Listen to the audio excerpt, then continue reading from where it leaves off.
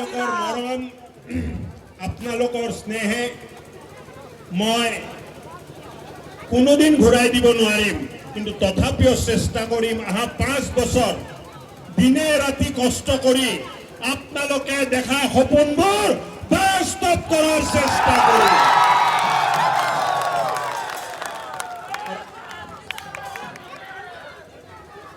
আৰু এই জয় ভাৰতীয় জনতা পাৰ্টিৰ জয় নহয়, এই জয় অসমৰ ৰাইজৰ জয়।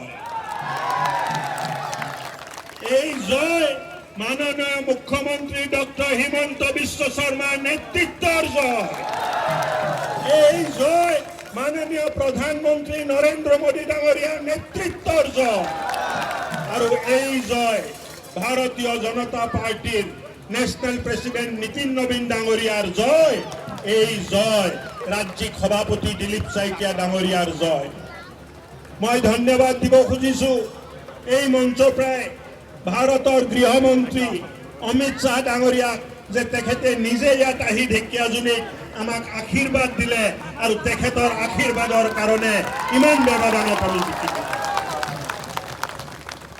আৰু আজি অকল ঢেকিয়াজুলিয়ে ভগৱাময় হৈছে তেনেকুৱা নহয়, গোটেই অসম ভগৱাময় হৈ আছে। আৰু লগত অসমৰ কাৰণে নহয়, অসমটো আমি জিকিম আমি জানিছিলো, এইবাৰ পশ্চিম বংগতো